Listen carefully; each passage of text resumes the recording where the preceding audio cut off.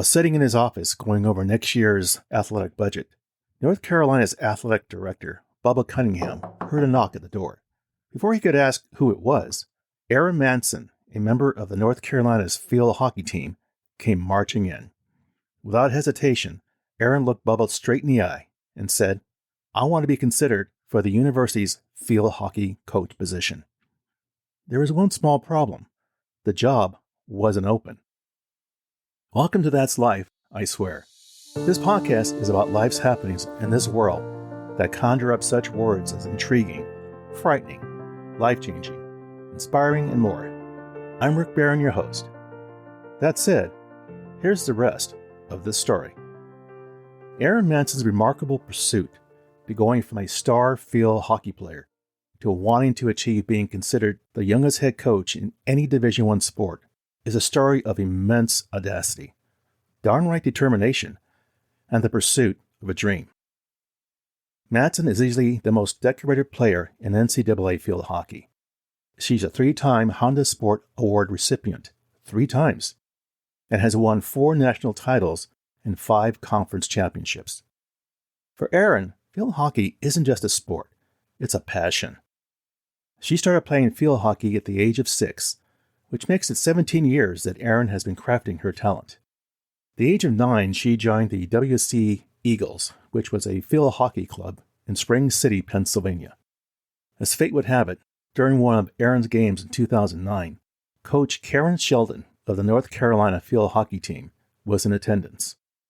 As the coach watched Erin weaving in and out on the field, she liked what she saw. Watching Erin's instincts and how she handled herself told the coach there was something about that girl that told her she was a born natural.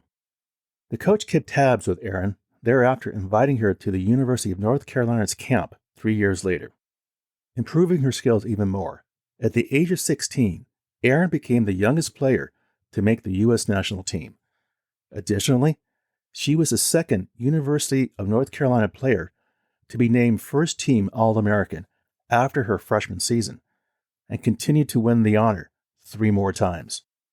Okay, fast forward to August of 2022, where Erin walks into the office of North Carolina's athletic director, Bubba Cunningham, proposing an unlikely candidate for the school's next field coach, herself. I mean, the audacity of the proposition lay in the fact that Matson was still an active member of the team. Cunningham was intrigued by Matson's proposal, challenging her to achieve a lofty goal before he would even consider her coaching aspirations: win us a national championship. Fearless when someone threw a challenge at her, Erin stepped up to her mission to punctuate her legendary playing career with a 4th title. North Carolina went on to beat Northwestern 2-1. It was North Carolina's 5th championship title in a row and their 10th overall. After achieving this feat and celebrating with a symbolic gesture reminiscent of Michael Jordan, Matson returned to Cunningham's office, ready to discuss her coaching ambitions. She was matter-of-fact with Cunningham when she said, "Okay, we did what you challenged us to do. Again, I want to talk about the coaching position. What's it going to take to earn this?" One problem: Coach Sheldon still held the job. Thus, there was no job to backfill. Fortunately for Erin, her timing was spot on. After 40 years at the helm, Coach Sheldon realized it was time to let go and retire. Karen Sheldon was the most successful coach in Division I NCAA field hockey, winning 10 national championships in her 42 years at the helm of the program. Her 10th and final championship came during the 2022 season, her final campaign before retirement. To her credit, Sheldon built the North Carolina field hockey program brick by brick. The program was only 10 years old when she took it over, and the legendary coach ended her tenure with a national recognizing program and a new field hockey stadium with her name emblazoned on the walls. Now, if that wasn't enough, Sheldon won a bronze medal in field hockey at the 1984 Los Angeles Olympics. Drop the mic. Okay, let's get back to Cunningham. He wasn't initially convinced that Matson was ready for the role, considering her lack of coaching experience. With Sheldon's illustrious 42-year coaching tenure and 10 national championships in mind, Cunningham questioned the justification for replacing her with someone without prior coaching credentials. The dilemma extended beyond field hockey, raising concerns about passing over experienced coaches for someone without a conventional career background. Now, to sway Cunningham, Matson crafted a second resume outlining her coaching vision. She highlighted her role as a de facto player coach for the Tar Heels, showcasing her leadership in various camps and clinics where she served as a primary teacher. Additionally, Matson emphasized her experience navigating the new NCAA rules, allowing athletes to earn money from their name, image, and likeness, offering insights into how she could guide future players in this evolving landscape. Cunningham's realization of Erin's seriousness about coaching became evident when he found her seeking advice from football coach Mac Brown, showcasing her provocative approach to learning and growth. Would he regret this decision if he hired her? Coach Sheldon recognized Matson's it factor and vouched for her suitability for the coaching role, emphasizing the qualities that transcends age and professional background. Matson's mission was to convince Cunningham of her coaching prowess, demonstrating that her exceptional career translated into the potential to lead and inspire others. Guess you could say Coach Sheldon saw some parallels with her and Erin. Along with their close relationship, both were members of the U.S. national team and are the only two to be named Honda Sport Award winners 3 times each. Another interesting fact, Coach Sheldon was hired at the age of 23 for the University of North Carolina coaching position. Erin, who was but 22, could become the youngest coach if she got the job.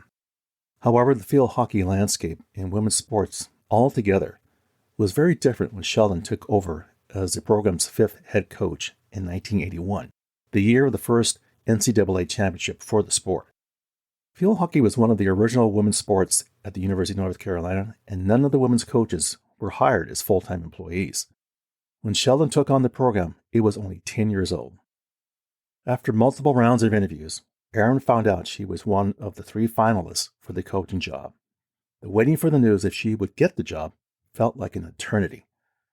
Perhaps she was too young, and being a superstar hockey player didn't carry as much weight as she had hoped. 72 days later, after Matson hung up her uniform for the last time in the locker room, and just a month after graduating with a degree in advertising and public relations, Cunningham surprised Erin when he offered her the coaching position. Despite interviewing numerous candidates, Cunningham concluded that Matson's ability to connect with the next generation of field hockey players set her apart. He addressed any concerns about her lack of coaching experience by planning to surround her with experienced assistant coaches. What's the saying? Be careful what you wish for? This move made Matson not only the youngest head coach in any Division I sport, but also made her understand she was succeeding one hell of a coach. Karen Sheldon was a 9-time National Coach of the Year.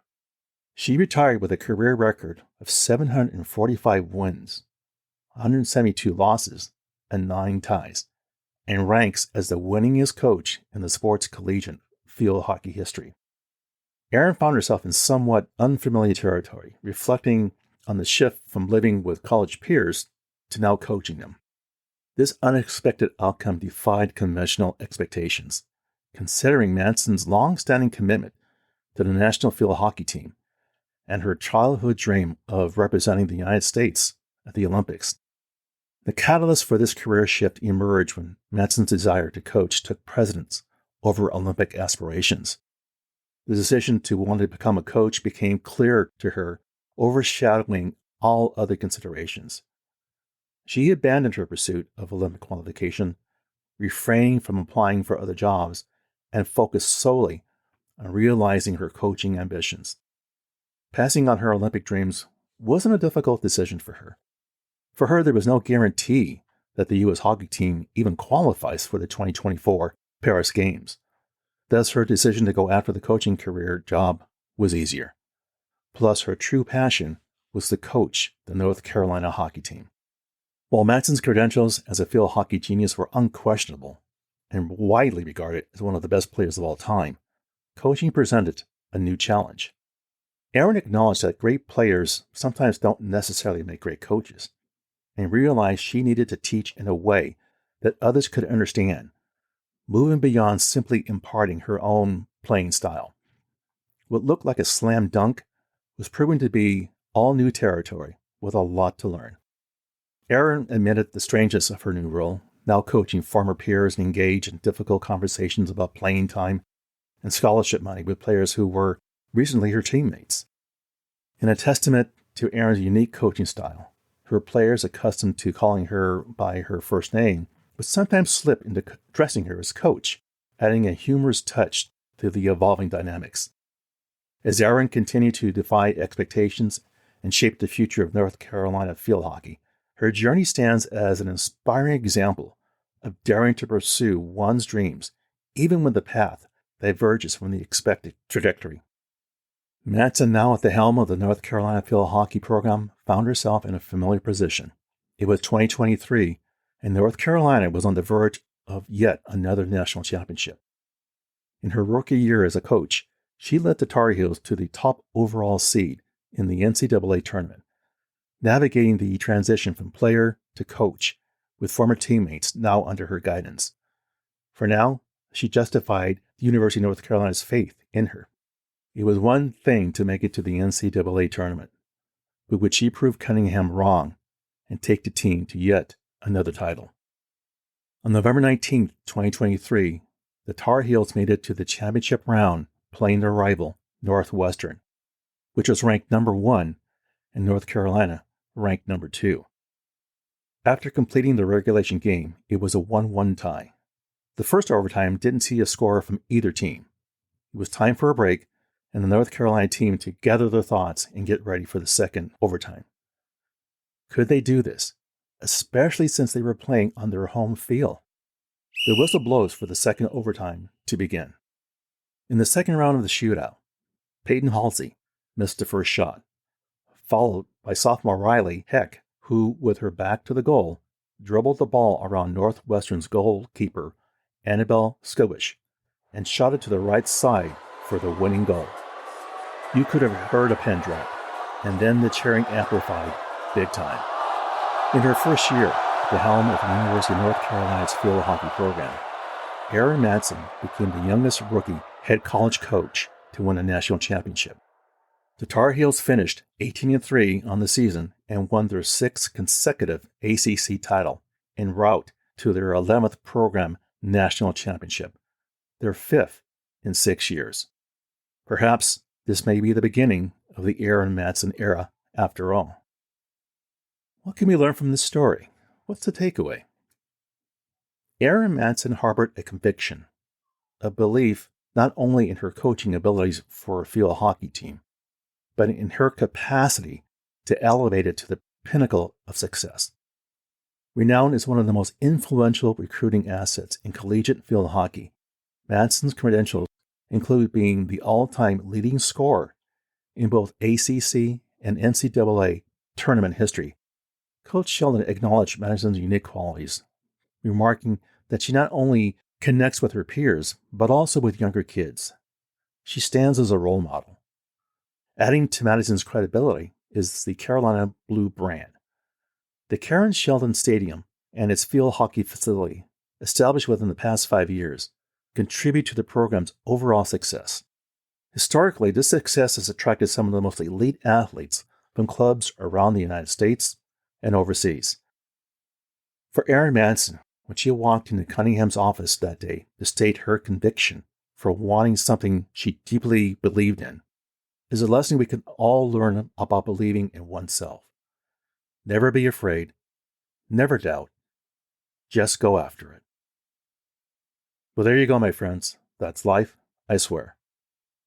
For further information regarding the material covered in this episode, I invite you to visit my website, which you can find on either Apple Podcasts or Google Podcasts, for show notes calling out key pieces of content mentioned and the episode transcript.